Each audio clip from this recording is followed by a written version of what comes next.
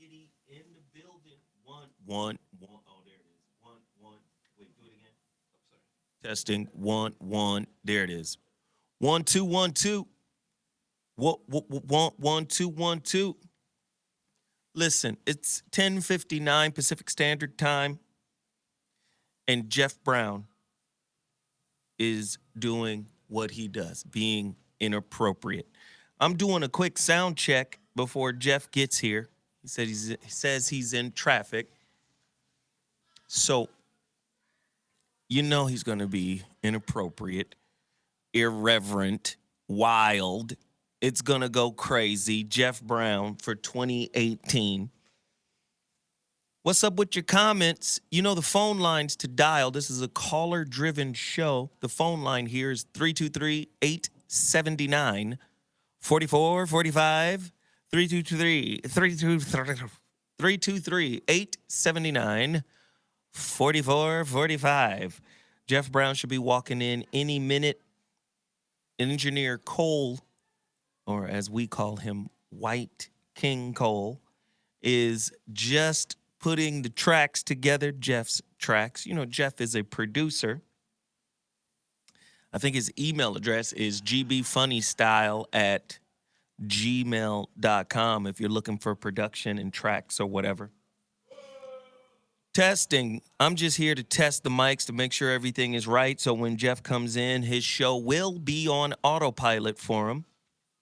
It's 11 a.m. on the west. That means it is 2 p.m. on the east. Yo, do we have any tracks? Just play one that you got if you got one. Yeah? Let's hear what Geoff got. Geoff be having some weird video game 19. The truth that sets This you is like free. some old funky. Hey, my name is Sugar Daddy. I'm from Minneapolis, bitch. And I got cold hoes. Geoff Brown, inappropriately late. Anybody who's been following Geoff Brown and the Zoe What Show, and you know Geoff Brown he gotta be late. If he late for his own shit, you know he gonna be late for my shit. God damn it. Let me hear this. This sound like funky pimp hip hop church. Come on, turn it up. Let's hear that.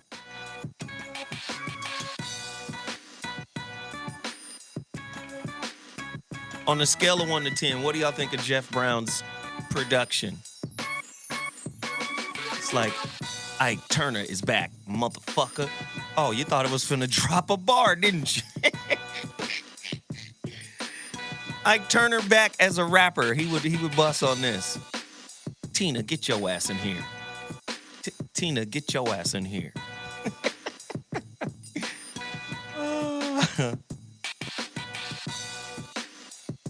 All right, sound check sounds good. I can't tell because my computer is in the other room where I monitor everything that's going on here to get the feedback from our YouTube.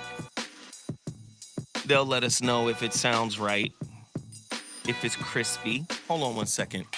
I'm gonna go get my cell phone so I can follow this. Hold on.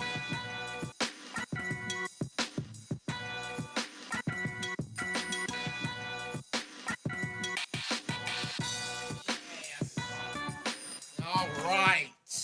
Shit. Okay. You know where Nick's at? I think he's about 10, 30 more seconds. So the only thing that's not on here is the intro. All the shit got deleted again. So Oh my God. So, okay, how do we get around that? I don't know. I have no idea. If I keep coming in, should I keep it on me? Does that help? See, I have it. Yeah. But since we have to go live in a couple minutes, I just can't find it right now. I have it somewhere on my email. Okay. So if that's my point. If I had it on my thumb drive constantly and just gave it to you, is that better? That would work. Okay. So that we don't have this ignorant shit here working. Yes, sir. Sir. Sit in the other chair. Because the camera is angled towards Is you it angled? over here. Oh, yeah. it's angled over here. Yeah. All right, my I was man. just doing a sound check Oh, you were doing it? Okay. while Okay. you were. So I came in and sat in Mr. Sulu's seat. Yeah. Okay. You're Okay. not getting the captain's chair, First. Fuck all that. Come here. my nigga. Happy New Year. I love you. I should hate and step on those because they so fucking cold. God. Is that blue? No, it's deep gray.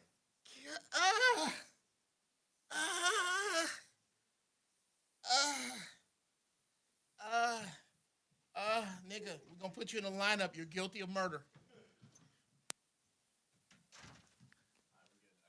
All right. Good.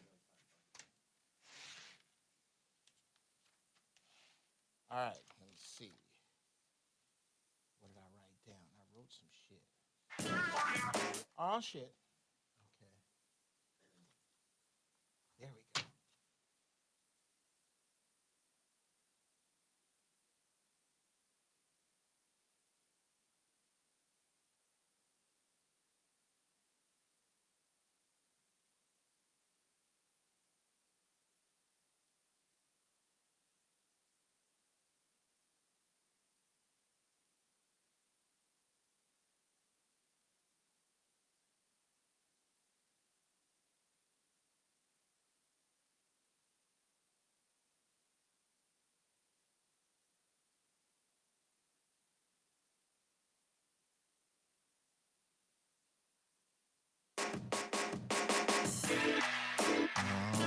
Oh, shit. The inappropriate hour. The first one of 2018. What's going on, people? 2017 did not claim my Earth suit. I'm here. It's Geoff Brown. What's up? Call in 323-879-4445. Let's talk about it. Wow. What year last year was? Holy shit. As we sit here on the brink of a bunch of shit. So much so that the next thing that happens is just pulled from a collection of horrible shit that might happen. Zombie apocalypse, earthquake, meteor, nuclear disaster, collapse of the dollar. Those are all in the what fucked up thing's gonna happen next grab bag. And we're gonna talk about today, what does 2018 hold for you? Financially, socially, where do we go next? Let's get started. I gotta get that next get started timed out. How many? Like May also tear your life apart. 5 seconds after that. Okay, you know what? I'm gonna go home and practice so that I can have my intro and then the sample says let's get started and it down because that was where I had it in my head. Ladies and gentlemen, another thing I am grateful for as we start January is the professionalism of shout out first to my main man, Zometheus, Zoe Williams, for executive producing this thing I do called The Inappropriate Hour with Geoff Brown. That's my man. But as a close friend of mine, I'm not nice to my close friends. So instead of saying I love you, after the show, I'm going to slit your throat and throw you from a moving car. Who else am I grateful for? My man, White King Cole. Always professional, always on time. Okay?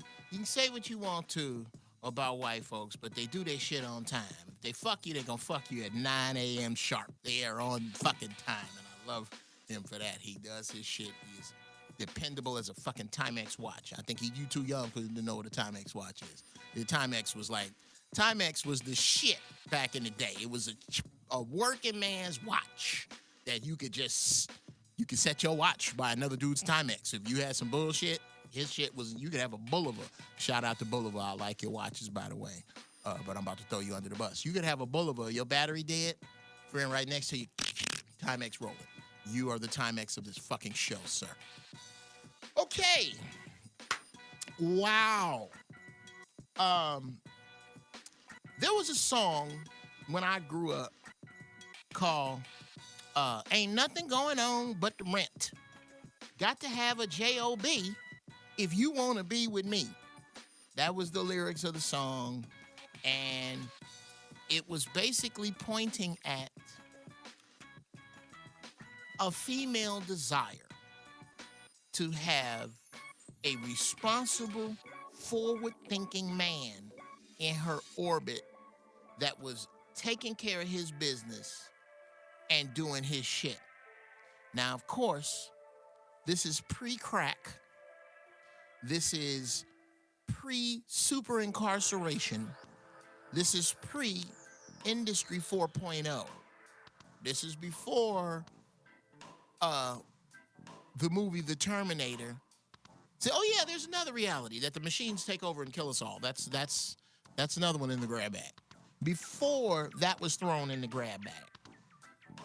My core question is, how do we rethink that now? How do we rethink that? I was doing a little research on Facebook, which I am known to peruse, and one of the things I need help with from those who listen is y'all need to help me with getting into this millennium with my social media. Okay, I am the beginning of old people in technology. You know how you back in the day, your great-grandparents, I'm going to have to go great-grandparents because I got millennials listening, but your grandparents and great-grandparents, your daddy and them, had, back in the days of the VCR, they had the VCR that they never set the clock on, just said blink 12 o'clock all the time. That is me. That is me with new technology. I'm horrible. Well, I can't say I'm horrible, but I need some updating. And that is part of the social problem, is that you better have your ass up on some social shit. Okay. Yeah, no, I was just stalling until I brought this up. Okay.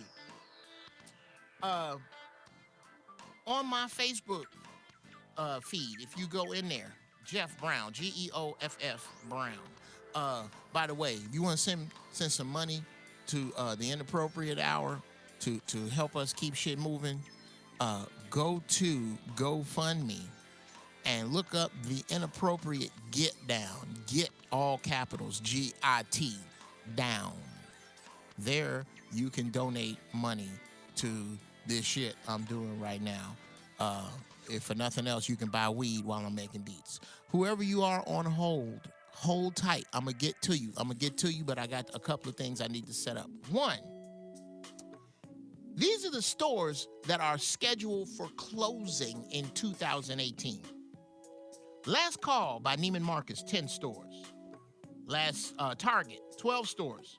Macy's, 30 stores. J. Crew, 39 stores. Sears, 18 stores. Are there still 18 Sears left?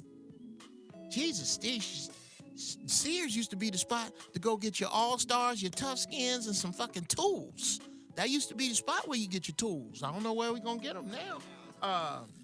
Bonton stores, 40 stores. Kmart, 45 stores. Michael Kors, 45 stores. Vera Bradley, 50 stores. Crocs, 64 stores. Charming Charlie, 100 stores. Who the fuck is Charming Charlie? Yes, 100 stores. Gymboree, 102.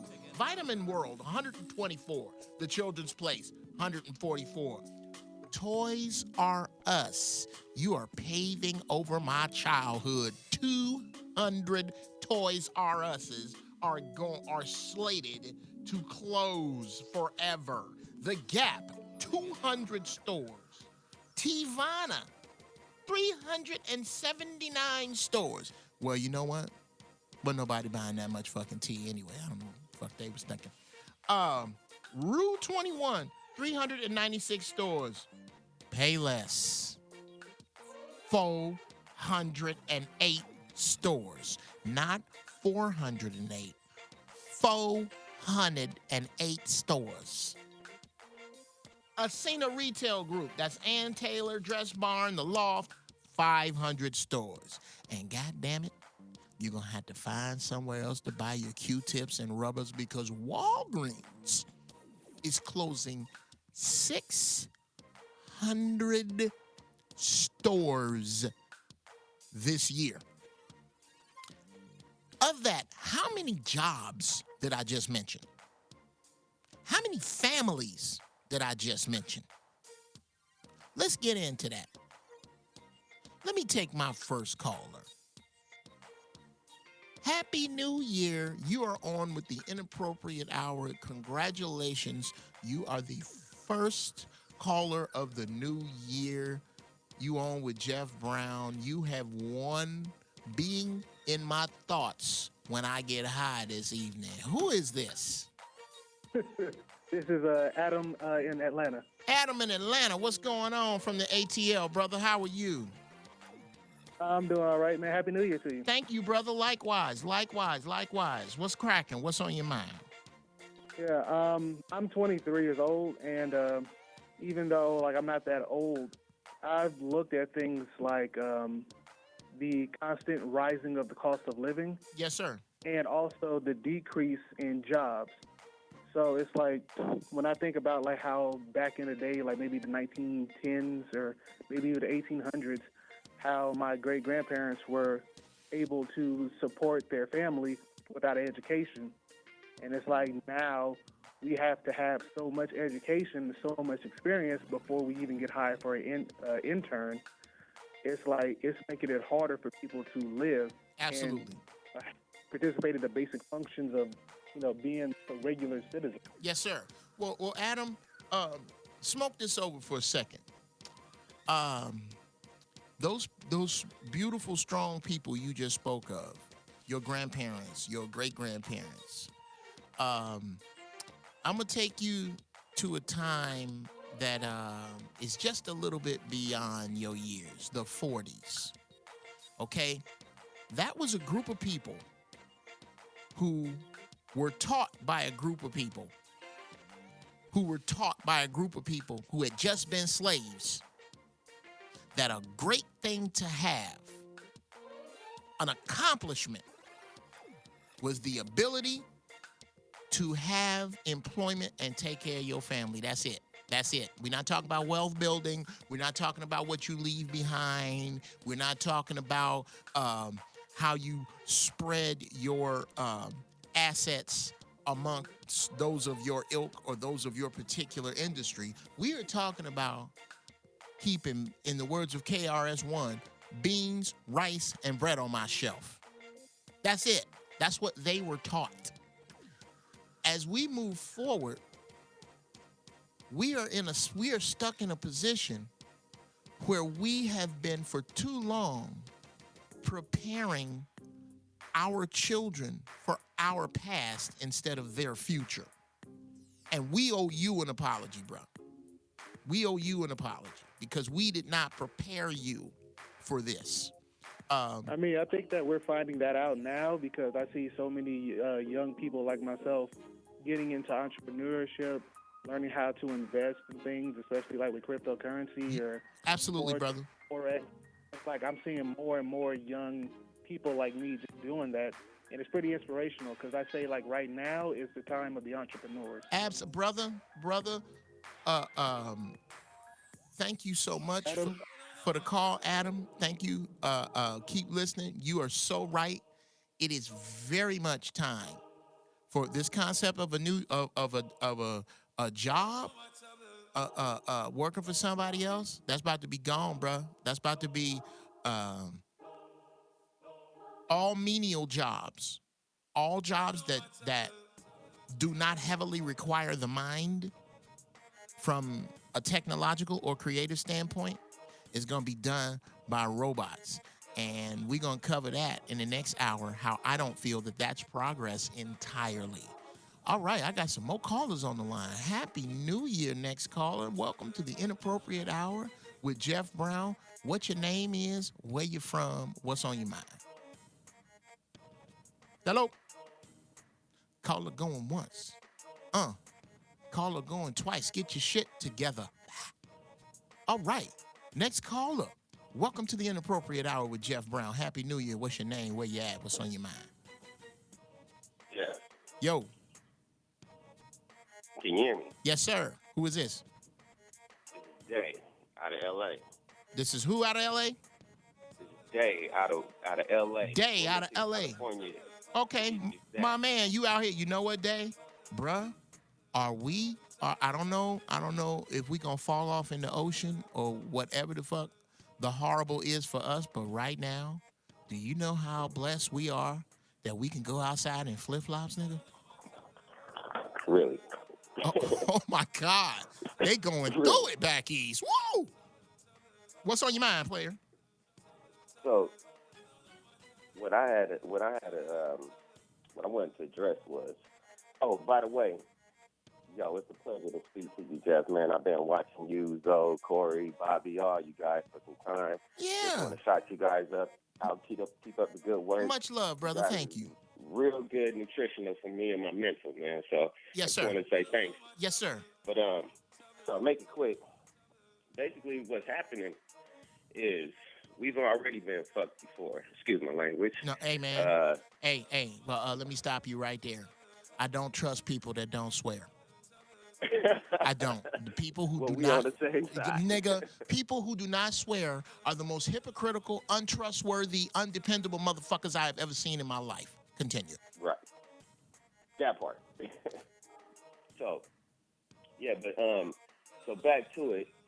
You know, we've already tricked ourselves, and we've talked about this, or you guys talked about this on plenty of topics of exactly how we have stopped stop spending black dollars with the black community. Well, right in front of our eyes, just like you're talking about all of these brick and mortars going down, yeah. A lot of people don't realize is they tricking the whole nation, every race, in terms of not spending with themselves. We spending with robots. We spending with AI. We spending with technology. And now it has actually took a shift, and it's turning over to not just blacks, not just specific ethnicities, but it's turning over to humans as a whole. Absolutely, brother. I just wanted to add that. Yes, sir. And I thank you for that. I'm gonna tell you something, Day. I have long since, and I don't pretend to be a Negro Damas. That distinction belongs to the illustrious and well-deserved of every accolade comedy pioneer, Mr. Paul Mooney. But I have long said that once regular white people figure out that they have been duped almost as bad as people of color, there's going to be smoke in every city. And here it comes. It is about, we are going back to classism as opposed to racism.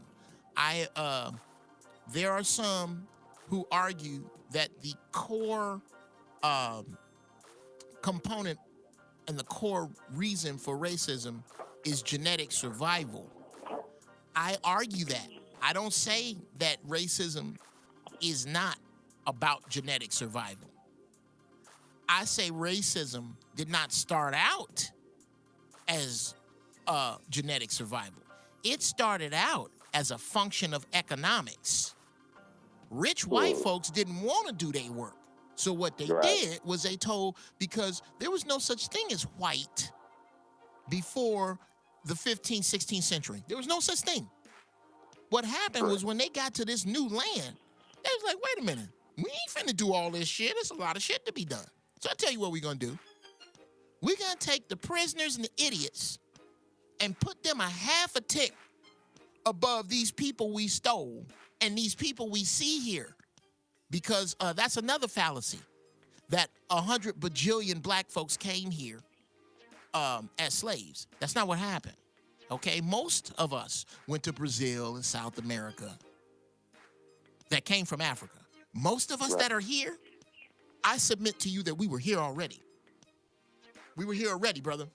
That's all. I mean, why can I find the bones of the first man, but I can't find the slave ships or the wood from the first slave ships that came here? I can't find that because not that many did. Yes, this is about humans. This is not about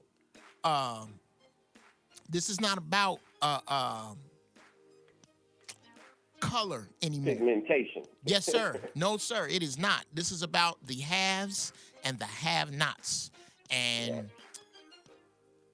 destroying real shit over this fake shit that we call money. So I really do, bro. That's very insightful. I thank you so much for the call, man. Day, please, please, please, stay listening, stay woke. As long, until they make me and Zoe or Try, because niggas ain't gonna never disappear. We've been here forever. We gonna be here forever. I'm gonna be here kind of forever, but I gotta take a break right now. So I am going to get some water, pee, and I'm gonna be back. And when I come back, we're gonna dig deeper into this, how all technology is not forward progress. I'll see you in a few minutes. Stick around.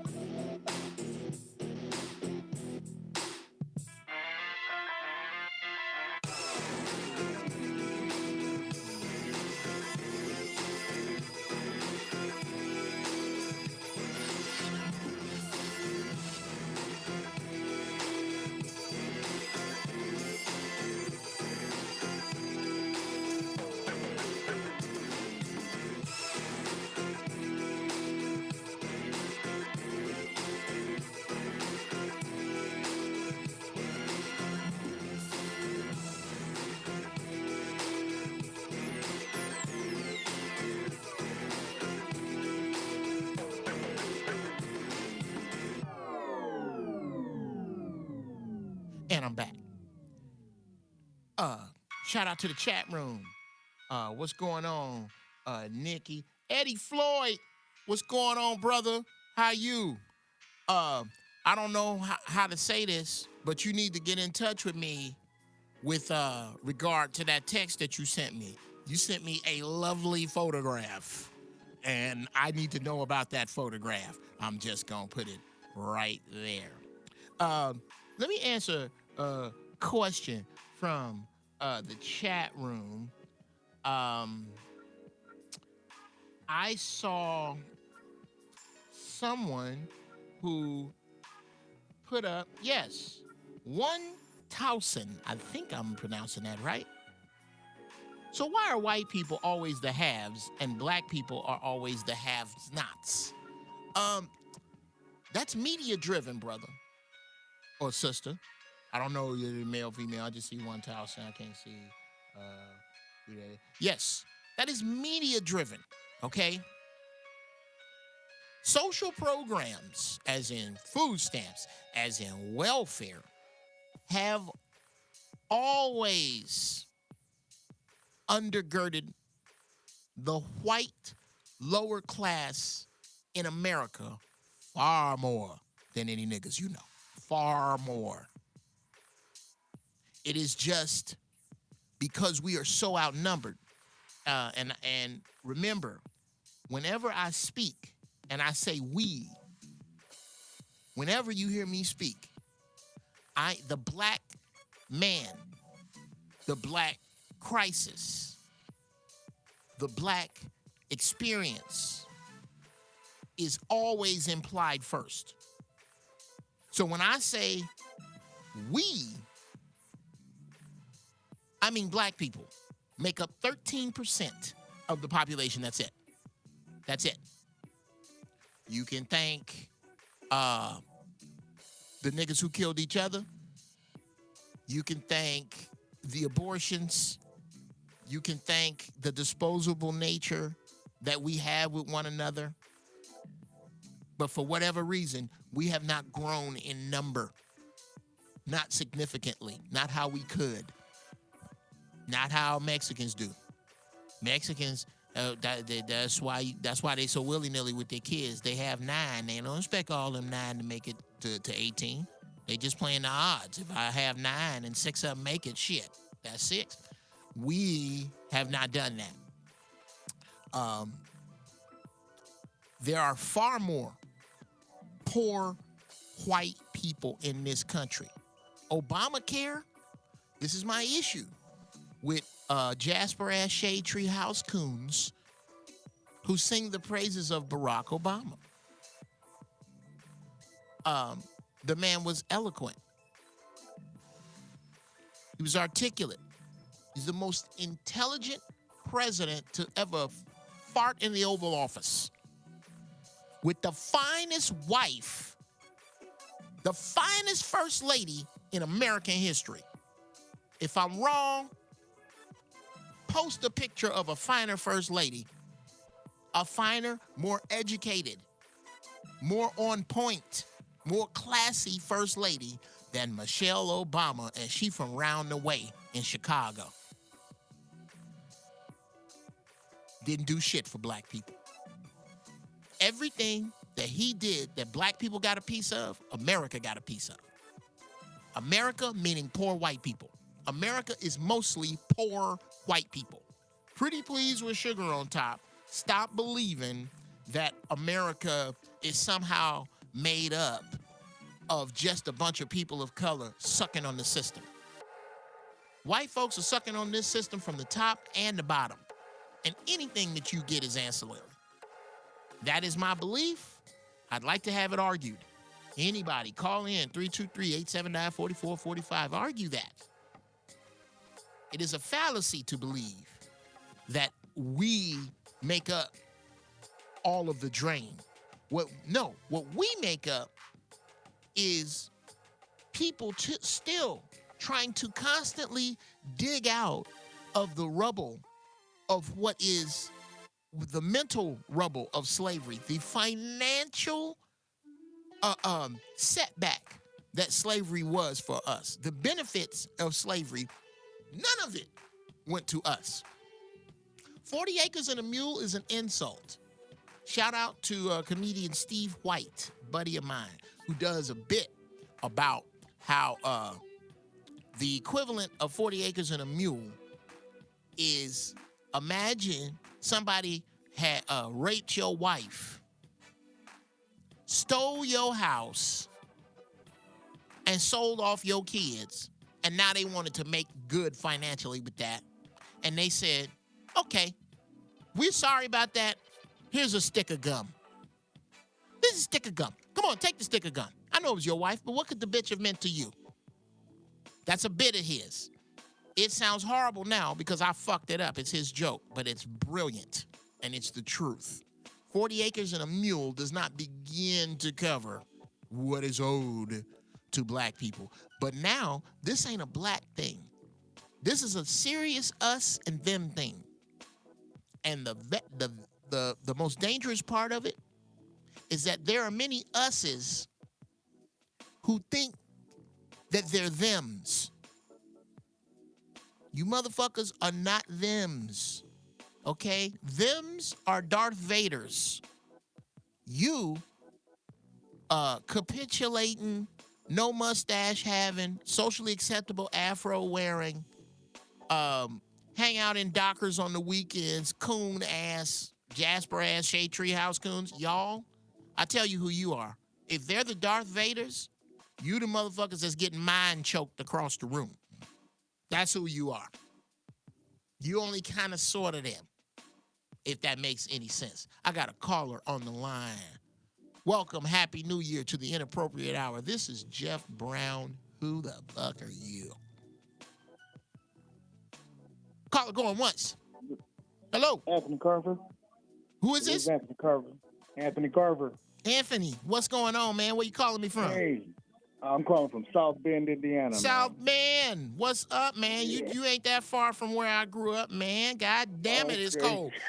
Ooh, shit. Yeah, we getting dumped on out here. We got snow everywhere. Man, okay, what is the temperature right now? Shoot, I think it's in the teens, I believe. Oh my God. It's snowing up here right now. God bless you, man. I almost put my top up this morning, but not quite. What's on your mind? Oh man, I just wanted to say that it's when you look at, they put things right in your face. Like if you look at the Georgia Guidestones, it says it right there on the stones of what they want to do. So we got all these people out here fighting one another. Okay, back up. If I look where now? The Georgia Guidestones, it says that they want to have a population, I think, of 500 million or 500,000. Okay. It's right there. It's in Georgia, but it's the Guidestones. But okay, when you say all these guide, people- are you saying guide, Guide stones? Yes. Mm-hmm. Okay, I'm gonna look that up. Yes, sir. Okay, go ahead. Yeah, we they got that right there on the stones, written in different languages, but everybody think it's just a monument. But as in jobs and everything, they're shutting down everything. So I think that's why you got a lot of our people becoming Entrepreneurs? becoming businessmen and doing their own things and but by me being in the medical field, and that's like a growing, it's a growing business because you got a lot of people going into that, and I'm just figuring, and it's a lot of, especially out here, it's a lot of like trade schools and businesses where people can get into that field, and they could probably take care of their families. But most people are going to just, go towards the entrepreneurship of owning their own business. So we pretty much know where we're going. It's just that we're trying to get everybody else on board, Well, yeah, brother. And I'm going to tell you, Anthony, where I am with that. We are basically, we've hit the iceberg. We've hit the iceberg. And I believe this iceberg was hit on purpose. We aimed at it. Full steam ahead, headed toward this iceberg. You got people still trying to, did you see them? You saw the movie Titanic, yeah? Yeah. We still have people who want to act like the ship ain't sinking. They still playing in the band. They still arranging deck chairs. They're still arranging for shuffleboard. Shuffleboard is going to be tonight at 9. Bitch, half of the ship is underground. What the fuck is, underwater. What the fuck is on your mind? Right. Okay? Right. Anthony, everybody ain't going to make it. Some folk going to drown. People who are not looking for life rafts, people who are not taking into consideration the aquatic undertow of a huge ship sinking and how it will suck shit around it in a whirlpool, thousands leagues beneath the sea as it falls. Those people you can't save, bruh. Right. You got to group. You got to group the like-minded. Group the like-minded, okay? Because there's going to be a grand culling. That's where all. Yes, sir. So understandable. We see it. That's the sad part about it, because you're trying to say, hey, look, there's another way we can go about this, and you still got, excuse me saying it, but you still got the ignorant niggas that they want to still be on the stupid shit, and it's like, no, y'all don't see what they're doing. You know what I'm saying? Y'all not seeing the bigger picture of what's going on, and people are just too busy trying to do their own thing, and it's like, man, we going down. And oh, bruh, let me stop you right there. I excuse you for when you said ignorant niggas. I excuse you, but not for the reason you may think. Callers who are on the line, just sit tight. I'm gonna get to you. I excuse you not for using the word nigga, but for using it inappropriately. When you get a chance, you got a pen? You got a pen? You got a pen? Yeah. Sure. Write down this name, Hakeem, Hakim, Green. I'm going to try to get him on the show when he's in L.A. Deep brother. Hakeem Green, the word nigga. When you hang up the phone, YouTube that. He breaks down that the word nigga has only been derogatory for 500 years. Anybody who's awake, like the track in the background that just went off, anybody who is being careful and staying awake understands that thousands of years before 500 years ago, anywhere you saw the letters NGA, NGR, NG, consonants only back in the day served to, the consonants were the meat of the word. The vowels meant it's Greek or Latin or English. But the consonants was the thing. And anywhere you saw NG, NGA, NGE, NGR meant God, ruler, leader, or exalted one. Okay. So for the ignorant people, I don't call them niggas anymore. I call them what they are, zombies. They are the walking dead. Okay. Thank you for correcting me on that. Yes, sir. But you on the right page. I know what ignorant motherfuckers you talking about. We talking about the same. It's a dude. Where your mama live, Anthony? Is she still with us? Oh, she right here in South Bend. Yeah. Yes. It's some ignorant motherfuckers that if you found out they was sitting on your mama couch, you jump in your car, fight the snow, and get the fuck over there. I know exactly who you talking about. Not them. I don't call them niggas no more. They're zombies. They're fucking zombies. And you're not gonna save them, bro. You can't save everybody. This show I do, as much as I would love for it to be for everybody, it ain't. Facts. It ain't. This shit that we digesting, this advanced social calculus that we are on, or I'll call what I do trigonometry. I'm gonna have to go on and call what Zoe does calculus. This trigonometry we fucking with is not for people who drawing on the cave with a lump of coal mentally. It's not for them. And you not gonna save them all, bruh. Find the people you can save and save them. I thank you so much for the call, Anthony. I thank you, man. Please stay listening, stay woke, stay watching. Next caller, Happy New Year. Thank you for calling Inappropriate Hour with Geoff Brown. What's on your mind? Hello? Caller going once. Caller going twice. Hello? Hello, Geoff Brown. Yes, sir. This is Reginald from Houston, Texas. Reginald from Houston, Texas. How are you, brother? Happy New Year. Oh, just fine, brother. Peace and prosperity to you, my brother. Thank you, man. How is your weather down there? Oh, it's kind of sunny right now. It was kind of freezing, earlier, but it's clearing up. Okay, good. What's on your mind, man? Okay, what's on my mind, man, is that I want to know, what do you think would take for us as a people to kind of get back to looking out for people? Because I can remember when we used to have black hospitals. Yes, sir. And when black people were really for black people. But it seems like that black people have went for the dollars instead of the people. Well, and I noticed a lot of those people that do that, they have to come back to the people with their heads tucked down eventually. Well, here's what I want to know, what yes, is it going to take for us to get back to focusing on us and not just the dollar, because the dollar's going to come. Okay, here's I like the way you put that, Reginald. The dollar's going to come, all right. The dollar's going to come to an end. The dollar is worthless. Your child's monopoly money is worth the exact amount that your $100 bills are. The dollar is backed by behavior and nothing else. There's no gold backing it. Debt backed the dollar for a long time, and now the debt is too big. It's almost like you dealing with a mobster. And at first, Reginald, did you ever watch The Sopranos? Yes, sir. Okay. Do you remember, because I'm a Sopranos head.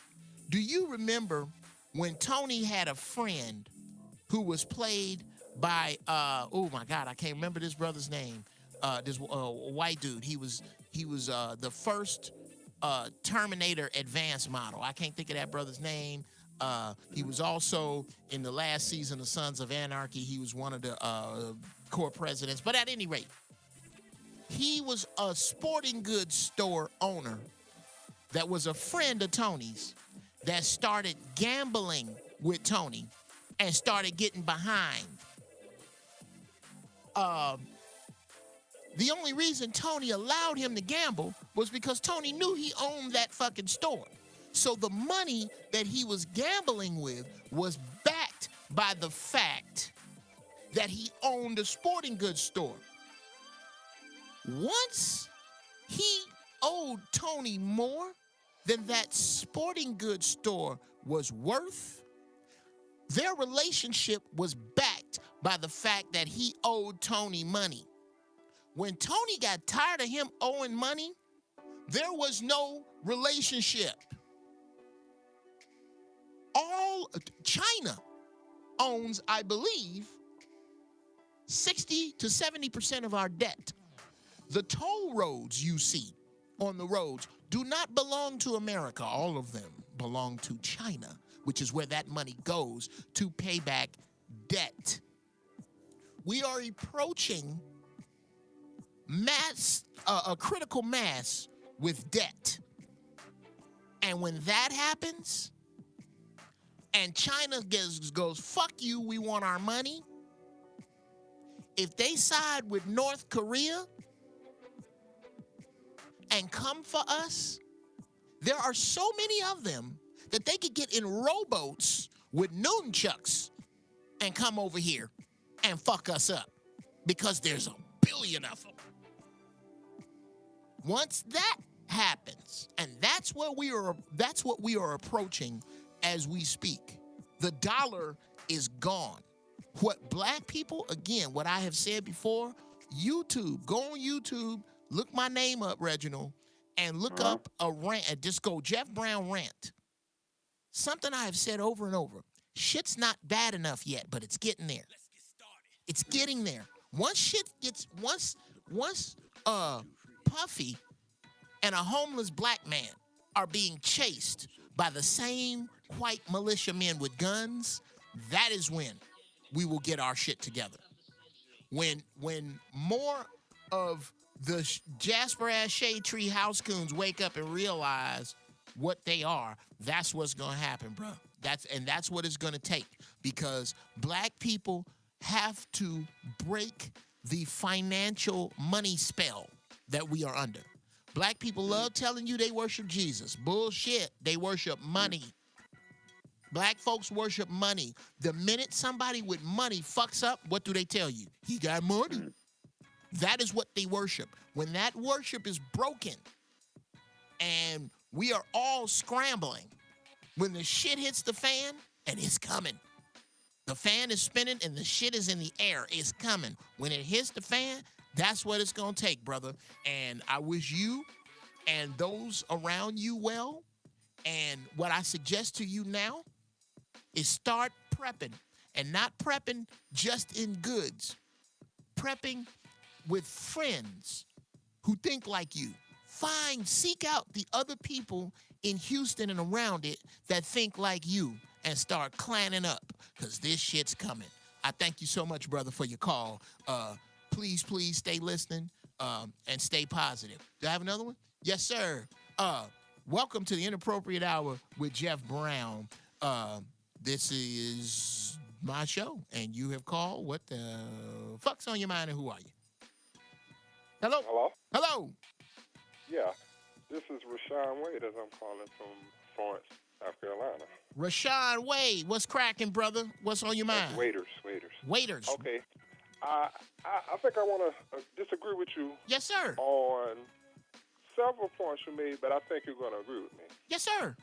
You said that black people aren't in love with God or Jesus, right? No. I didn't say that. I said they don't. I didn't say they weren't in love. Oh my God, black people love Jesus, but they worship money. Yeah and no. Okay. They worship the what we now call prosperity gospel or whatnot. I think that idea. Ooh, yeah, bro. Go ahead. Yeah. And that we looking for a savior, and that idea, like you said, worshiping money. I think that's the idea. That's what they basically saying when they say I worship Jesus, or the idea of white Jesus. Okay, yeah.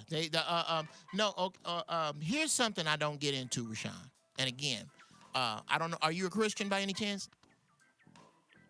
I was raised to be Christian, but no. But there you go, brother. There you go. I like to say that most black people in America are born Christian. The ones that learn how to read leave. I totally agree. Yes. What comes to me when you say that is black people like to say, Jesus wasn't white. Now it's okay for me to go on and get over here and call him black. That's like saying Santa Claus wasn't white. He's black, so now he's real. Get the fuck out of here. Okay? That's the Jesus thing is a tangent for another show that I might do in January, but I was trying to save for around Easter time, but I might touch on in January. The reason I say black people worship money is because black folks, young black children don't kill each other over King James versions of the Bible. They do over Jordans. Yeah.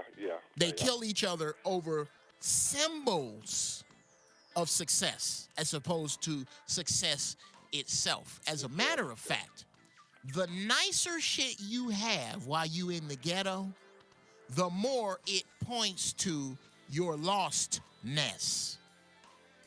And this is not to wish poverty on the poor as much as it is to wish focusing on eradicating poverty on the poor. Poor folks love looking like they ain't poor, but not doing shit about not being poor. So while I agree with you that black people are into prosperity Christianity, you're basically agreeing with me that they're finding another way to worship money. Okay, yeah, I'll agree with you. Yes, One sir. more thing. Yes, sir. Now you said about China, right? I don't think that there's a country in the world that's ever going to collect on any debt the U.S. owes them because of their military. Okay. Here's where I disagree with you. Okay. Were you ever in the service? No. Okay. I am a United States Marine. When I was in from 1983 to 1987, there were roughly 294,000 of my brothers active. As of now, there are only 180,000. An army, a physical army is an animal that must be fed. It must be clothed. It must be sheltered. It must be provided for. Yeah. The only army that does not fall into that category is the nuclear weapon. America can no longer feed the beast that it has created. It can't. Look how it treats.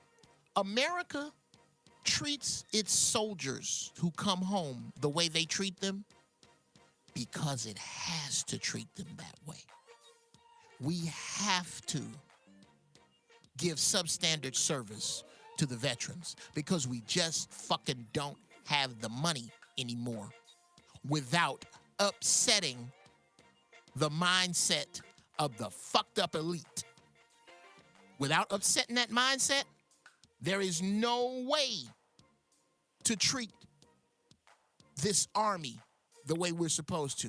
And I tell you something else. I predict that this army is not going to go the way the leaders think it's going to go when you ask that army to turn its guns on its own people. It's not going to go like that, bro. There is going this mighty army that you speak of, this mighty military that you speak of, you are speaking 20 to 25 years out of turn, brother. America in 5 years will not have the strongest army. America is not the leaders of technology. In the words of a buddy of mine, Mr. D.L. Hughley, if your doctor has an English name, your insurance ain't shit. Okay? If our doctor office don't smell like curry, leave. This is not the place. America is not great in anything other than consumption and destruction. That brother, that is a fallacy. That is this concept that I'm telling you. Why do you think the words Russia, Putin, collusion are in the ether at the same time that the presidential seat is being destroyed? The concept, Trump is not there by coincidence. That motherfucker is destroying the concept of a president. Why? Because the only people who can stop us from eventually speaking Mandarin when China says, let's get with North Korea and turn half of America into Koreatown and the other half into Chinatown, is Russia. There is a reason that Russia is in the ether. It is because we are slowly over time going to buddy up with them, and it's shaking hands with the devil, if you ask me. If you ask me, it's shaking hands with the devil, but that's what's up. When you say buddy up, do you mean the country at large or African Americans? I mean America as a construct. Okay? In this, niggas gonna fall where they may. We trying to put as many niggas as we can behind bars so that whatever little menial labor is left, that's what menial labor. Manual labor has been downgraded to what you pay criminals. And that is backwards. That is backwards. Like when you hear, and brother, I thank you again. I thank you, Rashawn, for calling in. Please continue to listen. When you hear a robot takes over a job, and then you hear a stupid motherfucker brag Oh, well, robots are so much more efficient because robots don't have to sleep. And robots don't have to go to the doctor. And robots don't take a sick day. Well, guess what? Let's start with robots don't sleep. Since a robot don't sleep, he don't buy mattresses. He don't buy bed sheets. He don't buy pillowcases. What else do you do when you sleep? He don't buy rubbers. He's a robot. So all of the people who make, sell, and ship all of the products I just mentioned are jeopardized by that robot. That is why I think progress in that technology, where technology is replacing humans, there needs to be a salary cap on that. There needs to be a waterline on that. Somehow, replacing humans has been confused with progress. That's bullshit. Okay? How much family progress am I experiencing if I'm replacing my kids with robots? Regardless to the fact that my robots never make a mess, my robot kids never complain, my robot kids do not have to go to school so I don't have to buy books, I program them. Regardless to how synthetic I can make them, in the interest of my lineage, when that robot fucks another robot, it ain't gonna, the last name ain't gonna be Brown because it ain't gonna have none of my traits. That is the exact same thing that is financially happening around the globe. Next caller, what's going on? Happy New Year. Welcome to the Inappropriate Hour with Geoff Brown. Who the fuck are you and what's on your mind? Yo, it's that nigga Blake. That nigga Blake! What's going on? Oh my God, I love that. I love that. You know what you need to do? You know what you need to do, that nigga Blake? You need to do like a pimp named Slickback. Okay? You need to put... I've been plotting. Oh my God. Where do you work? Oh, I do insurance. You do insurance? Oh my God. Yeah. Wouldn't that be beautiful? You can put that on your business card? Hi, I do life insurance, home insurance. Who are you? Oh, Chuck, nice to meet you. I'm that nigga Blake. Oh my God, that's beautiful. Because I've been feeling that kidnapping the narrative because this year, man, I'm not calling a lot of Africans niggas. Like, I'm just not. Why not? At all. Like you explained it. King, sovereign king, ruler. Oh, yes, sir. Yes, we're sir. We're not kings right now. But no. A lot of niggas don't think that way. Yes. Where you calling me from, Blake? Dallas, Texas. Dallas, okay. It's my youngest son's name is Blake. I call him Blakey. Yeah. Yes, go ahead. And also, I want to touch on like technology about. I accept your apology, for like the OGs not really helping us. No, we didn't, bro. We dropped the fucking ball, man, and I apologize. Yeah, I want to say like that's big facts, but that doesn't allow us to be, slacking, trying to milk the apology, and instead we need to really start learning coding, teaching our children. Yes, sir. Yes, sir, brother. Having the children not at 20, by the way, let our DNA absorb all the knowledge, then have children, so they can be up to tech, up to intelligent. Absolutely, absolutely, brother. You know what I'm trying to say. And I understand what you're saying. What's up, Gooch Brooks? I see you in the chat room. Yes, I see what you're saying, bro. When I say we have dropped the ball, it is not. Let's put this over into a football analogy. It is not the time now that the ball is dropped to stand around and look at it cry in a circle around it on the field. We need to pick the fucking ball up and keep moving. And with that, death to the NFL, by the way. I understand exactly what you're saying. With what you need to do. And how old are you, Blake? I'm 26. Man, let me tell you something, bro. Every time I hear a caller, a listener, a viewer, a fan under the age of 30, it warms my heart. It really does, man. I am so blessed and so thankful that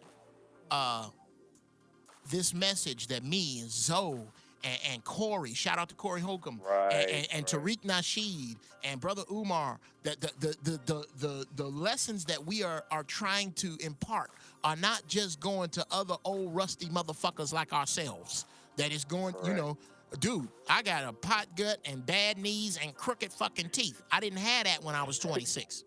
Okay? The energy is going to the young bucks like you, man, and it's going to take cats like you. I am so glad you brought up coding. Coding is to the new millennium what the post office was to my uncle's NIM. Okay? Let me break this down for you this way. I don't know how many postmen that became postmen, and I'm just gonna get into my age group. And when I say into my age group, I mean the people who are responsible for raising me. I don't know how many of those people who became postmen were, when they were in grade school, said, man, I sure hope I get a chance to slosh through the fucking cold and snow just to deliver and dodge dogs and niggas trying to rob me just to give other people they fucking mail. They did not do that. Ungrateful white folks at that. Thank you. Thank you. You was lucky. You was lucky to get a route in a neighborhood where the white folks couldn't fucking stand you. How many of stories, man. Yes, sir. How many of those people that was their goal? No, they did it to take care of their families. And I am saying this right now. You motherfuckers better get on the ball and start learning how to code to feed your family. Because that's where we're going. And not only that, OG, we got to be careful when we say we. Like, I'm really getting real tired of, like, Africans just saying we about... well, you did say, when you say we, you talking about niggas. Like, yes, I'm talking about the niggas, man, yeah. But, like, these Democrat niggas, like, well, excuse me, Democratic coons. Democrat, there you go. Now you're on the right page, young buck. Okay, you know, like, yes, sir. Like, we got to really pay attention, because when these whites and these Asians fight, that should be our cue to, like, all right, while they busy bullshitting, losing their resources, we need to really stick together and capitalize. Oh yeah, well, brother. Here's a couple of points where I disagree with you. One, we do not have the luxury to wait around while they're fighting to get our shit together, because they don't fight that often. And when they do, touche. And when they do, you don't know nothing about it. And here's why. To cross over into a tangent with Brother Umar and Tariq, what's going on with them two right now? Yeah. Regardless to how right, and right now, shout out to Brother Tariq. As I said on Giraffe Balls, I want y'all to start following me on Facebook. Every weekend, I do this new thing called Giraffe Balls, which is where I take my bong and get high as giraffe balls and just talk about shit. And like every time somebody new come on the page, I take another pull. Every time somebody comes up with a great thing, I take another pull. Nigga, I'm just taking pulls to be taking pulls, but it's some dope shit that comes out of that. One of the things I said on Giraffe Balls is that Brother Tariq, right now, I'm gonna have to give advantage to Tariq from listening to what they both had to say. Shout out to Brother Tariq. I'm cool with him. That's my man. I'm trying to get him on the show, but he's so fucking busy, it's hard. Brother Umar has called into Zoe's show before, and I've spoken with him on the phone, but I haven't broken bread with him like I have Tariq. Now, this ain't to say me and Tariq is drinking buddies, but I'm really cool and have love for both of these brothers. The problem is they had their argument in the language of English because they don't have one. If Armenians... I'm really, like, learning... If Armenians... Follow me now. If Armenians have a problem, if Arabs have a problem, if Mexicans have a problem, if people with another language have a problem, by the time it gets to you, they can reduce it to fucking hearsay. They can reduce it. It's not fact. It can't be tracked as fact because it's not in your language. If you hear about a big Armenian uprising and they mad at each other, maybe they mad at each other because somebody passed an initiative that all them motherfuckers is gonna have to nair their backs to get that hair off them. Whatever the fuck. Boy, that's racist, but it's funny. Whatever their problem is, by the time it gets to your only English speaking ass, you got to take the word of whoever's telling you.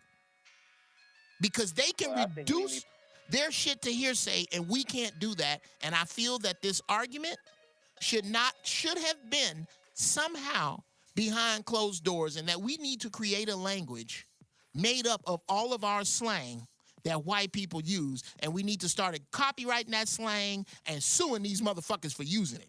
That's. Or how about create a new language with like all the history of like African language? My man. Like, I mean, white folks do that shit out of boredom, like the Game of Thrones dude, or like they like create language for TV shows. Like, niggas can do that shit too, because we created it from the beginning. My man. It shouldn't be that hard. That's fucking brilliant, Blake. There's so many Christians. It's like, are you Christian or are you a child of Israel? Right. Okay. We need to like have philosophies where we kind of have that Pan-Africanism. Yes. But like, for the future, it can lead to a nation. You know, like it can lead to just a future where we don't fucking kneel to a being that's like just lesser than us. Like, it just really pisses me off. Like, we're really being oppressed like this, and just so foolish as well, with all this rich history that's just out there for us to find. All right, well, brother, I thank you again. I thank you so much for your call. That was from that nigga Blake. That call was a beast. Blake, please keep listening, and this is for you. I think politics has its place. I just don't think it has a place for black people in the front seat right now. Because to me, and again, this is my opinion that I stole from this Muslim brother. If y'all know who he is, please hit me up. It's a young Muslim brother that I saw on YouTube. I should have bookmarked his ass because he was laying it down like wet paint. He said, Democrat and Republican are terms that white people use to describe each other. They ain't talking about your monkey ass. They really are not.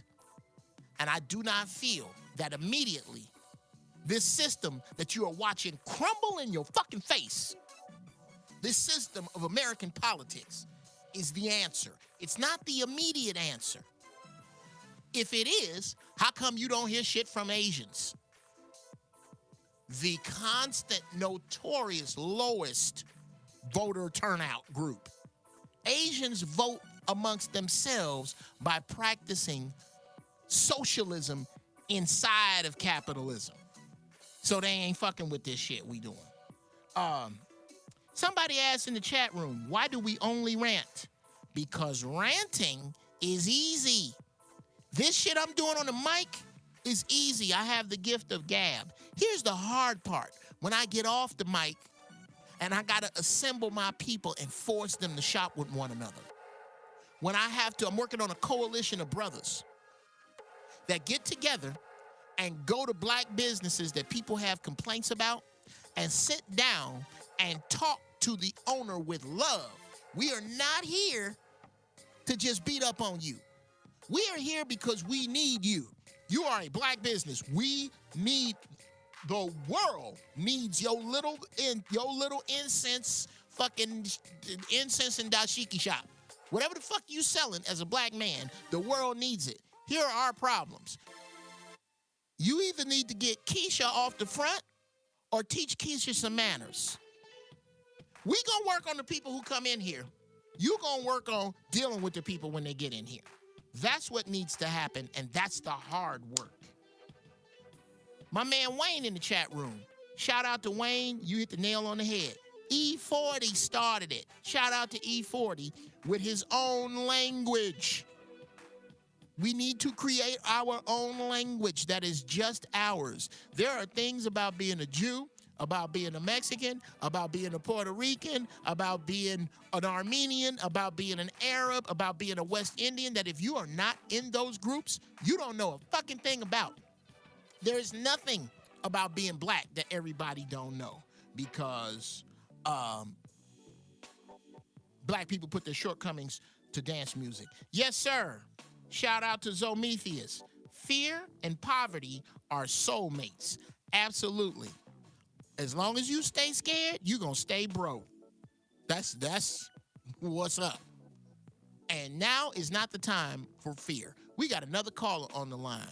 Happy New Year. Happy New Year. Welcome to the Inappropriate Hour with Geoff Brown. What is your damn name and what the fuck did you call me for? Hello? Caller going once. Caller going twice. Try again, caller. The phone number, 323-879-4445. In case you are just joining us, this is the Inappropriate Hour with Geoff Brown. And we are discussing where the hell are we going and what does 2018 look like for you? Sort of. Any of you who have followed me understand that I'm not very good at staying on one subject. And to be honest with you, I think that bullshit is overrated. So I'm going to talk about what the fuck I want to talk about. We might wind up over in the old hot rods while we talking about this, but we only be over there for a minute. Yeah, I talk about whatever the fuck that is on my mind. Melvin Range says that needs to be on a t-shirt. I'm not quite sure what you're talking about, Mel, but so type what you mean, exactly what needs to be on a t-shirt, because my pimping ass will try to make that happen, and if I do, I'm gonna send you 3 free ones. So put that up there. Wow, we got another caller. Caller, welcome to the Inappropriate Hour with Geoff Brown. What the hell is on your mind? Yes, I used your mother's uterus after you did. Oh, wow, that's a horrible way to put it, you horrible motherfucker. Ladies and gentlemen, my brother Chris on the phone. What's going on, boy? You know I'm going to be in Chicago at the end of the month, so we going to roll like horse thieves. Shout out to your wife that's going to have to cut you loose. But at any rate, what's up, nigga? What's on your mind? I just wanted to call in and say, with regard to these people talking about where society is going and what they need to prepare for, they need to understand, and this is from my perspective, the key to success is not finding where the hole in the marketplace is and filling it. If you've heard about Bitcoin, it's too late. Oh, wow. Yeah, okay. Wait, Chris, wait, Chris, wait. Let me set this up. Okay. Those of you who are grown enough to have siblings under you that are grown, you'll understand this if you love your siblings. My brother is doing his fucking thing. I am so fucking proud of this high yellow prick. He is just really, really killing it socially, financially, just on the fucking ball. And we had this conversation. I was in Chicago earlier this month, unfortunately, last year, for the death of my uncle Larry Ingram. Shout out to Larry Ingram Sr., one of the dudes that is responsible for what I think a man is. We were there, and we chopped it up over this very subject about the holes in the market. Really focus on that holes in the market thing, Chris. Go ahead. Hello? Yeah, so what I was saying is that the key to success is not finding where the hole in the market is and filling it, because it's already too late. The key to success is figuring out where the hole's gonna be and positioning yourself there with a fucking bucket. Damn. Yeah, that's that pimp shit. Yeah. If you getting on some shit that here's another way to put it.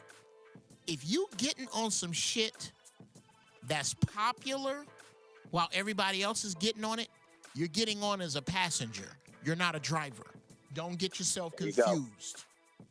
Don't get yourself fucking confused. That is the very That's very true. And it's you can struggle your way to rich that way, but you'll never be wealthy. You'll never be wealthy if you can't forecast. You're gonna need more than them. Yeah, I guess here's some more pimp ass shit. This is why I strongly suggest, Chris, that you substitute weed for cigars. And you'll understand what I'm saying when I say this.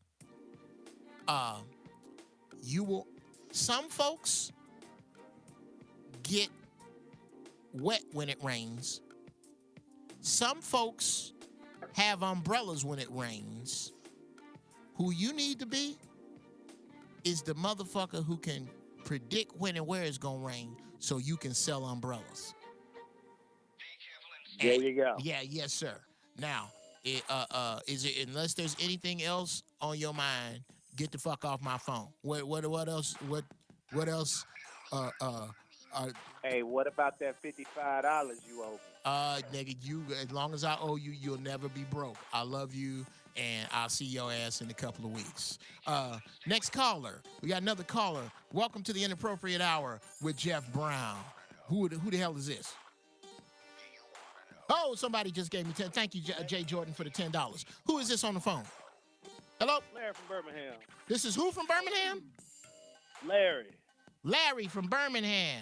All right, Larry. I don't know if anybody's ever told you this, but you sound like Larry from the Floaters. My name is Larry, and I like a woman that likes everything and everybody. Now, a woman that likes everything and everybody, that's a hoe, ain't it? What's on your mind, Larry? Damn right.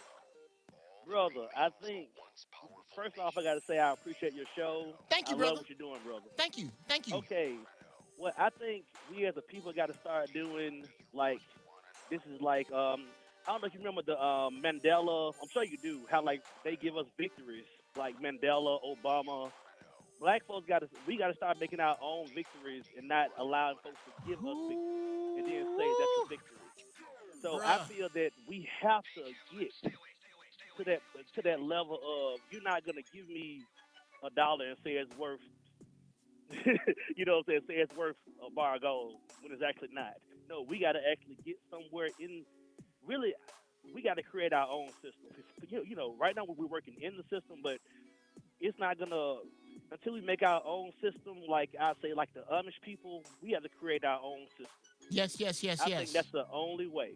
Absolutely. That's the only way to get us out this jam right now, because we are in the jam. Because, and then another thing too, I love this tax reform bill. This will force the black woman to work with the black man. Oh my God! I'm kind of glad about the tax reform bill. Larry, hey, no more assistance. It's time. Larry, let's work together. Larry, that is okay. One. I'm gonna ask you. First off, I'm gonna ask you to expound on how the tax bill will force black women to work with us, and two, when you say we need to develop our own system, tell me what does that look like to you? And again, I'm not putting, this job that has been done on us has been done by a multi-headed monster, and there's no one particular solution that is going to fit. And, you know, everybody likes to say, well, you know what, love is a piece, but that ain't the whole thing. How does the tax bill force black women to work with us? And two, what does this system that we have to build, how do we start? And what does that look like? Go ahead. Okay, the system we have to build is anything that's ours. Like, I seen a small documentary on how, like the women's hair care products was bought out by other, nationalities like Koreans and stuff, and they don't sell in bulk to black people. So, you know, we have to create something to where it's ours, and we're not going to just sell it, or allow someone to actually buy it. And that's why I look at the Amish people, because they have their own currency. Come on, man. Matter of fact, they have their own currency in their land. Larry. And it's not a large land. It's just a little, you understand, a few acres. You killing right now, bruh. I don't even know if you understand. And I'm going to forgive my arrogance to say that you don't understand your own words. But I have said over and over, with the exception of a zombie apocalypse, Right. None of this shit is gonna affect the Amish. None of it. Right. The Amish don't give a fuck if iPhones don't work. The Amish don't give a fuck if the dollar crashes. Because they grow their own food, they deal with their own people. There's some shit you motherfuckers is going through. Be like the Amish. Niggas need to go out and get some horses and some big fucking hats today.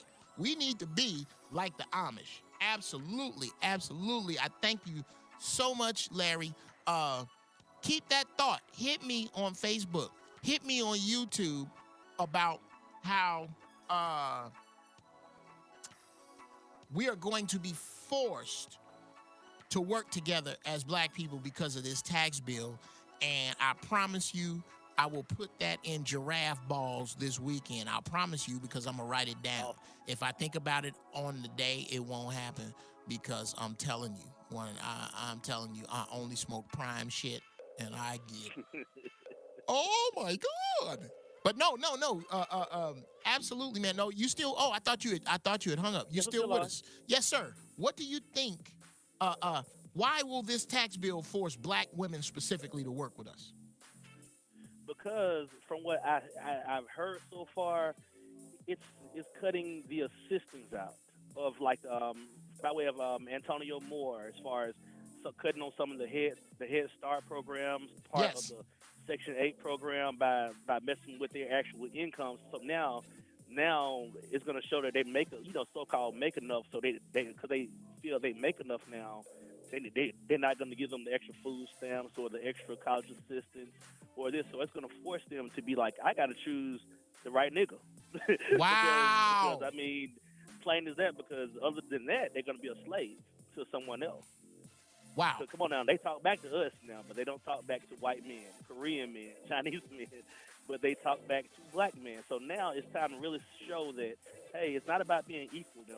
It's about working together. Like how about it, brother? Years, work together. How about it?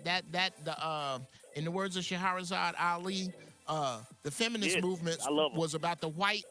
The feminist movement was about the white woman and her problems with the white man.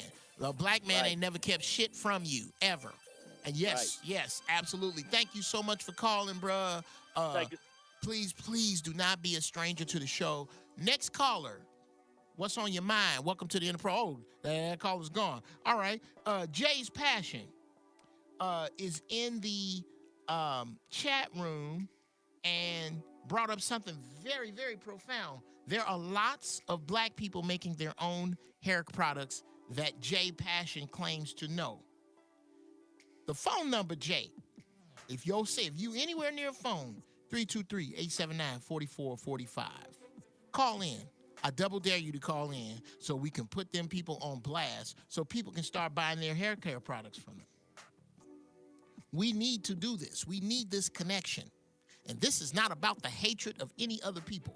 I am not anti-anything. I am pro-black. And you don't have to be. Pro-black does not imply anti-anything.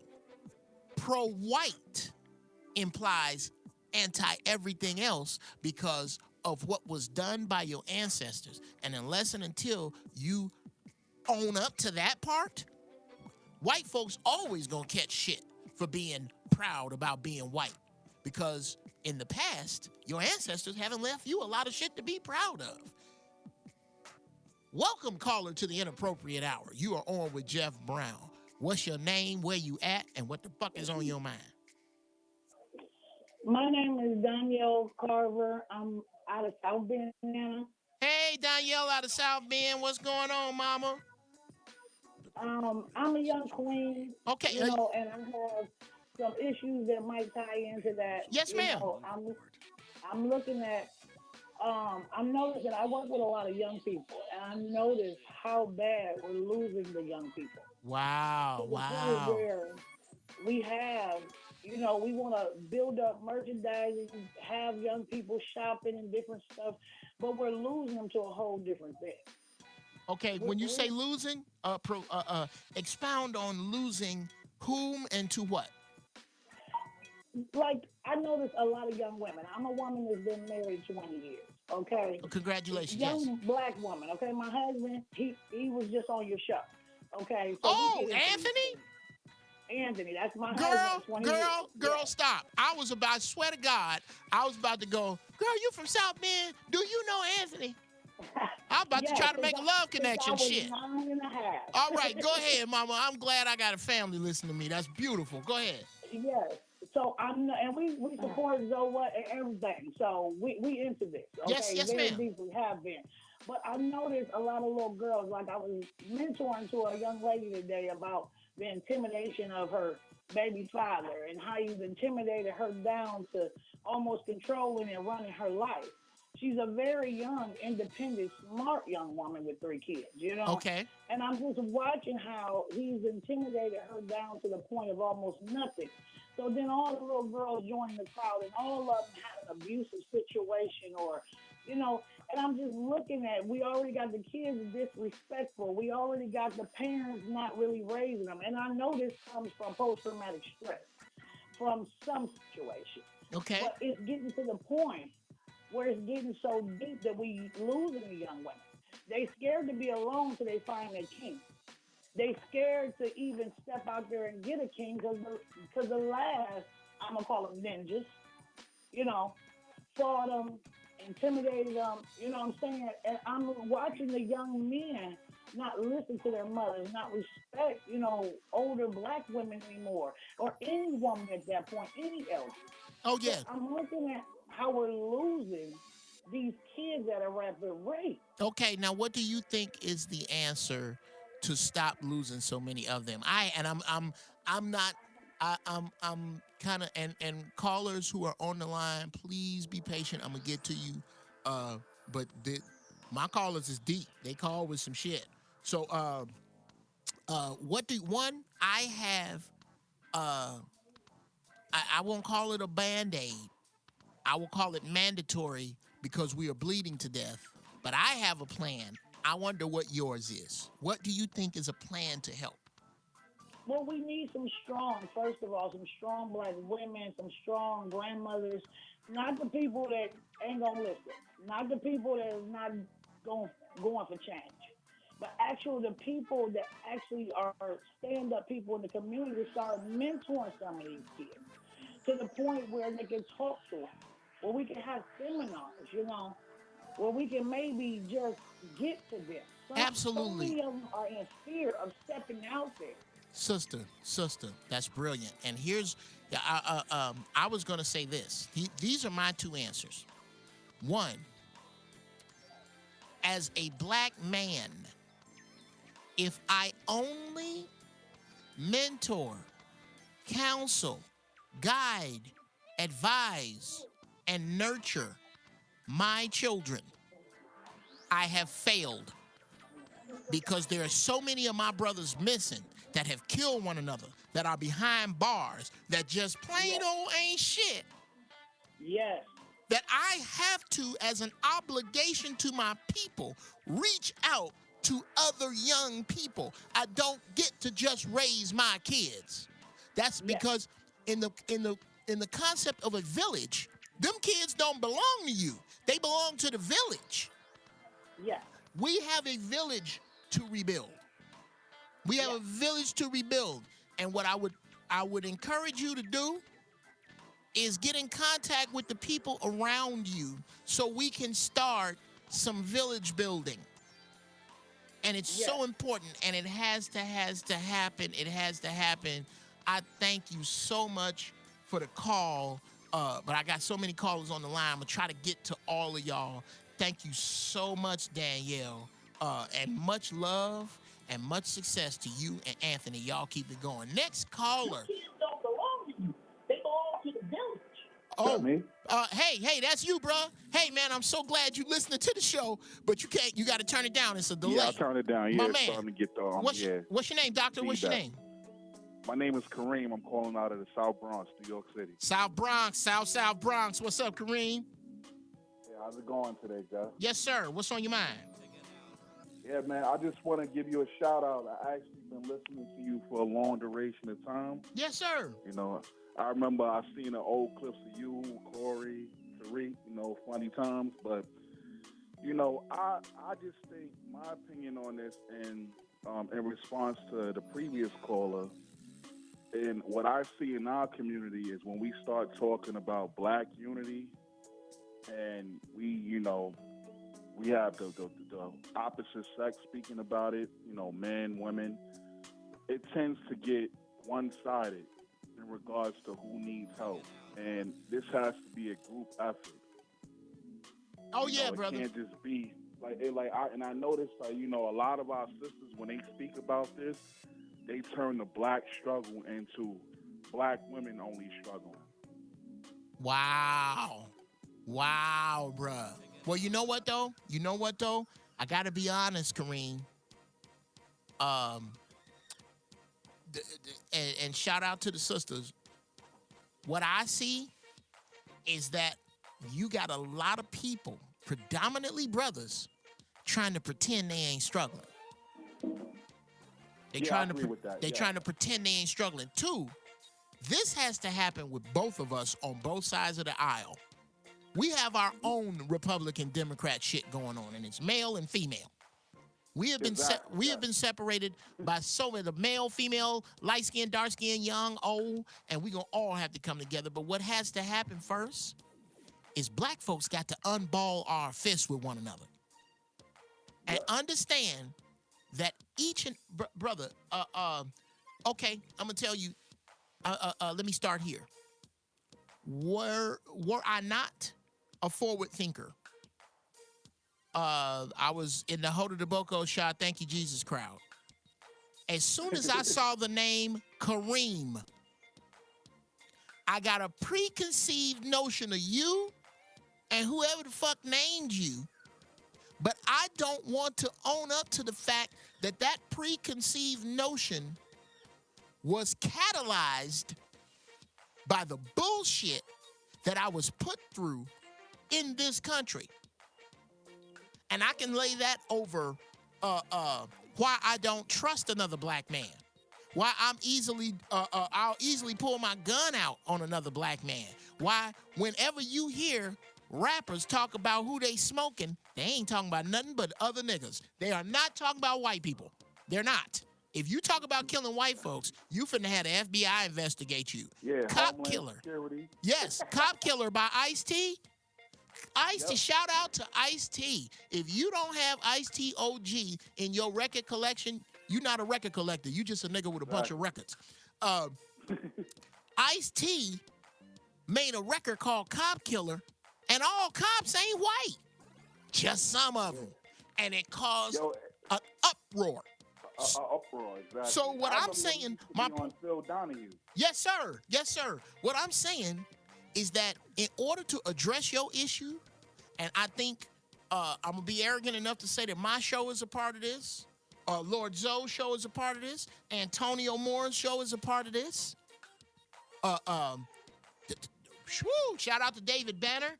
That brother's a Killer Mike. All of us are a part of collectively black people beginning to unball our fists with one another. We got to start there. Okay? Yeah, definitely. Jeff, I know I don't want to keep the phone calls calling holding, but I don't have to worry about that. Don't worry about that, because White King Cole will cut your monkey ass off. He don't give a fuck about none of this shit we talking about. Yeah, my board operator is a beast. But at any rate, yeah. Go ahead. I remember some stuff, a few things that you and Zoe said, and I want to tell you a brief story of what happened to me the other day. When you talked about us coming together, the dollar has to collapse. And when you said that, I don't think you realized, I think a lot of people gravitated towards watching you when you said that, because it was something that had never been said before. At least I've never seen it. Well, thank you, brother. You're welcome. And then when Zoe said you can't stun on white people, that's why when you hear a rap song, it's always, niggas ain't got what I got. They ain't got this. You can't stun on white people. They got. My dad's a lawyer. My uncle's a business owner. Absolutely. An accountant. Kareem. To co-sign that, do you have any kids? Yes, I have a 10-month-old daughter. A 10-month-old daughter. Us stunting on white people make as much sense as your 10-year-old daughter. What's her name? Her name is Winter. Winter. That's to make as much sense as Winter going, Daddy, you ain't got no rattle like this, nigga. What kind of Pampers you got? Exactly. Winter, you live in my house. I bought your everything. That's why this is what you say to get on another tangent. This is why my children's words do not weigh what my words weigh. Exactly. How old are you, Kareem? I'm 30. You are 30. You have 30 years of independent experience from mine. So when we sit down and exchange ideas as adults, you are giving me independent thought from someplace I have never been. My children can't do that. All your thoughts is connected to my shit because you grew up in this house. Exactly, and in your house, you're God. And in my house, I'm thinking, come on, bruh. Come on. Absolutely. Well, Kareem. Yeah, man, but yes, sir. Go ahead. You spoke about. Yeah. Go ahead. Can you hear me? Yes, sir. When you spoke about, like, I had a situation, you know, in New York City. I ride the public transportation system. Yes, so sir.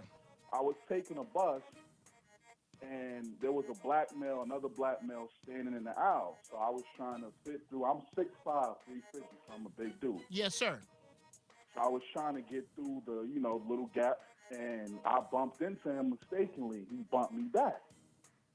So, we got into an exchange of words, and, I got off the same stop he got off. So he was scared, so he tried to hide. But I got off the bus, and I saw him, and I walked up to him, and I said, brother, my apologies for that. Wow. We both black men. We don't need to be wow. fighting. And I said, what's your name? He wow. said, Nick. I said, my name is Kareem. Nice to meet you, brother. If you need anything, I live down the block. God damn it. That's, bruh, that's what it takes. That is what it takes. And I tell you something else. We need to be on some police in our own shit as well. Exactly. They have something like that in Queens. Queensbridge Projects went a year without a murder. They got, black men patrolling the projects. Bruh, okay, stop. Stop your talking. Stop your talking. Yeah. Hit me on any media. Leave something, a YouTube link, Facebook, Instagram, Twitter. At GB Funny Style is my Twitter and my Instagram. Please, if there's I'm following you. Any writing about this, any writing at all, I need to get a hold of that. Any writing, that's beautiful. Because that's what it's going to, bruh, I'm going to tell you. Here's my plan. And, bruh, please stay in touch. I'm going to have to bounce because the board is lighting up. But I'm going to outline my plan right before I get off the air today with and my shit is utopian, okay? This shit is so far from reality, it's further from reality than I wish. But here's how I think we could get out of this shit. I'm going to get that to you when I get through with these callers. Next caller. Welcome to the Inappropriate Hour with Geoff Brown. What is on your mind? Hey, this is John from Chicago. How you doing? John from the Shy, man. Where you stay at? I stay in Flossmoor suburb, way out there, Okay. But I'm from Compton, California, off of Rosecrans Central. Okay. Oh, well, then, John, before we get into this, let me explain something to you.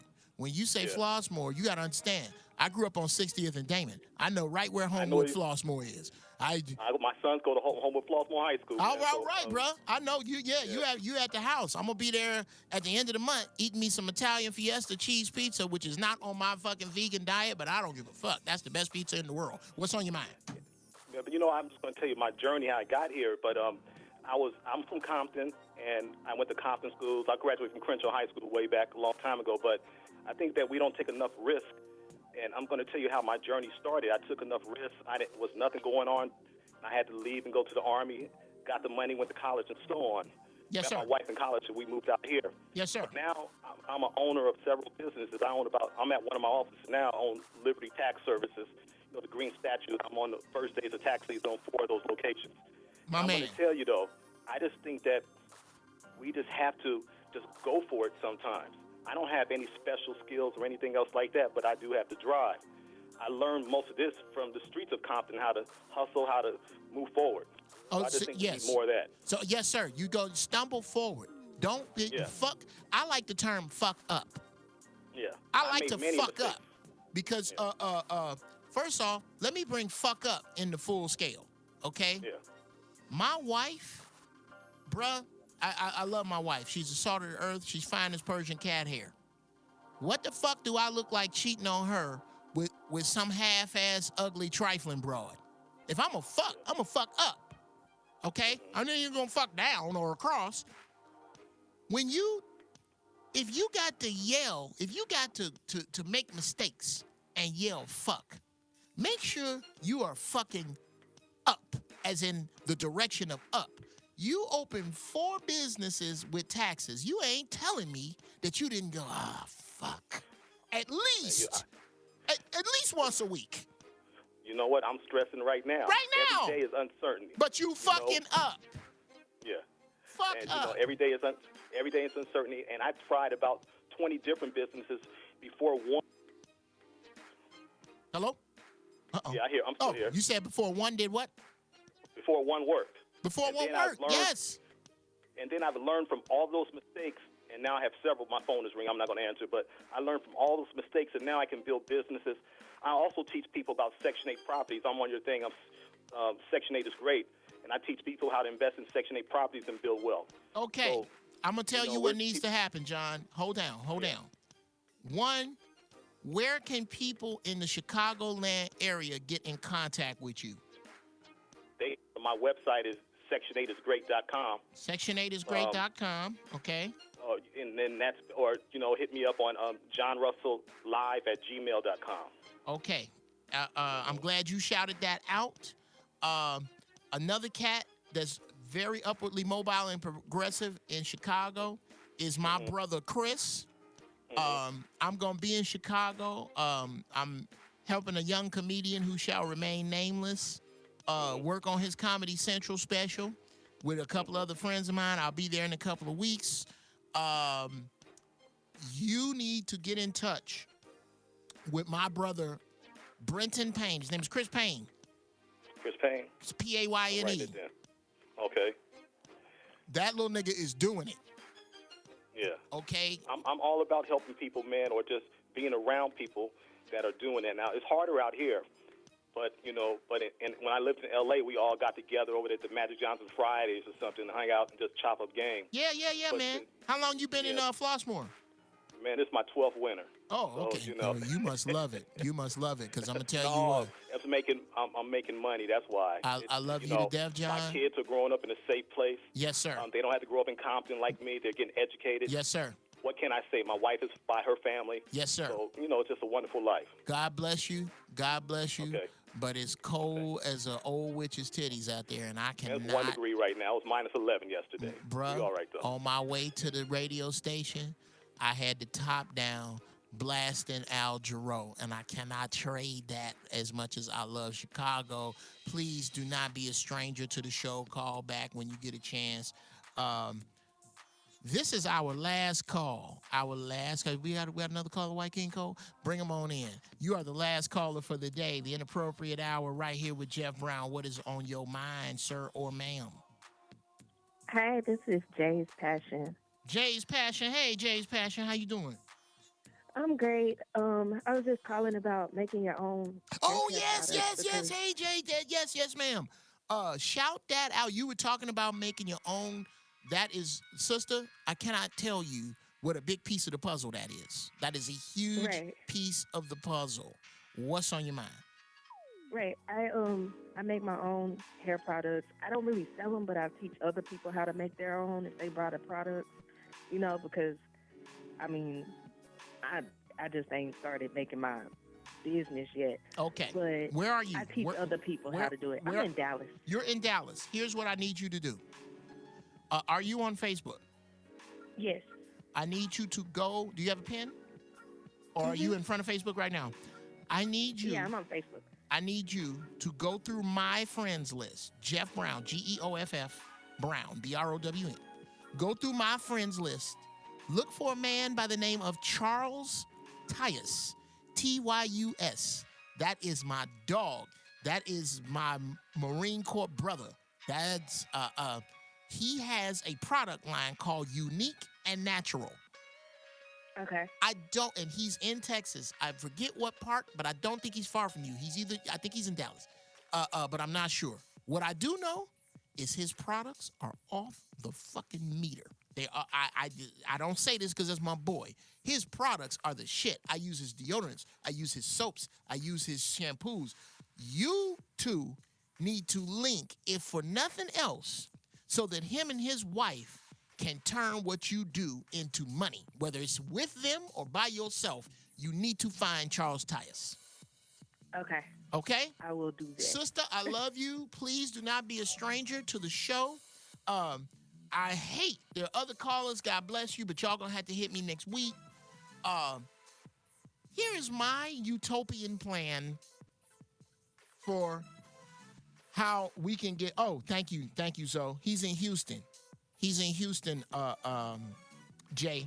At any rate, still get in touch with the nigga. This is not 1978. This is 2018. Get in touch with Charles Tyus. Step number 1. I put this up on Facebook a couple of nights ago. The health of the NFL is inversely proportional to the health of the Black American consciousness. Here's what I mean. You will know that black people are fully awake when the NFL dies. When black men all together on one Sunday at the same time get into their expensive fucking cars and drive the fuck off and go, we gonna start our shit. Black people will fully be awake. When people who got money like Michael Jordan and Oprah Winfrey and Bill Cosby do what Cube had the balls to do, which is to start the 3-on-3 league. I like basketball for a very few reasons. One of those reasons is the young lion, Zoe's son, because I watched this man groom his son. So I have an affinity, besides the fact that I did give him the nickname. Besides that, I have an affinity to basketball for that reason. But you will never, ever see me pay my money to watch any other league of people play than Ice Cube's league. I'm not doing it. When we get that mindset and go, in the words of David Banner, you know what you need for a league? You need some grass, a ball, and some niggas. That's what you need to start a league. When the NFL becomes the NLF, Negro League Football, when we flip that shit and Kid Capri is in one end zone and Jazzy Jeff or Pick Your DJ is in the other, and when there's a touchdown, the DJ goes bananas and the team goes bananas, and the team with the biggest celebration at the end of the season gets an extra L on their record. When shit like that starts happening, when we empty out Magic City and make them the cheerleaders, when we start our own shit and take that money and put that back, when we start to take our own shit back, when we stop selling our businesses, FUBU, when it was sold, Carl Kanai, when it was sold, was in Marshall's 18 months later because it was not bought for twice its value in order to grow it. It was bought to kill it, as in Who Framed Roger Rabbit. I bought the red car so I could dismantle it. The arch villain in the movie Who Framed Roger Rabbit, played brilliantly by Christopher Lloyd, bought the red car so he could take it apart to create a need for cars. This is why your businesses are bought by white men, black people. They're not bought because what you made they want to keep making. They are bought to get you the fuck out the way. Stop selling your businesses. Go Amish in the hood. Go Amish. They put the projects in the hood, but they didn't bust out all the windows and piss in the elevators. You did that. You made the projects dangerous. Why is it that these vacant lots in the hood aren't being bought up and turned into farmland? How come Big Mama ain't growing greens that the rolling 60s are protecting? That's the beginning. We need some nigga Amish. Thank you so much for watching my show, for supporting, for going to GoFundMe, the people who went. Adam from the ATL, Dave from LA, Anthony from South Bend and his lovely wife Danielle, Reginald from Houston, Rashawn from South Carolina, that nigga Blake from Dallas, Chris, my brother, Larry from Birmingham. All of you. I thank Kareem from South Bronx, South Bronx, John from Flossmoor. Thank y'all all for calling in. Thank you for supporting. Continue to support. Last thing, I said it before, I'm gonna say it because this motherfucker's sitting right here. If me and Zoe had what's going on between Tariq and Umar, guess who would be the last motherfucker to know? You. You would have no idea, because we love and respect one another on that level. Because our minds are so like, we only had one hiccup I can think of, and that's where I was doing other shit across town, that thing. That's the only wrinkle that I know of, other than I'm late a lot, but I'm working on that shit. Okay, I'm trying to work on that shit.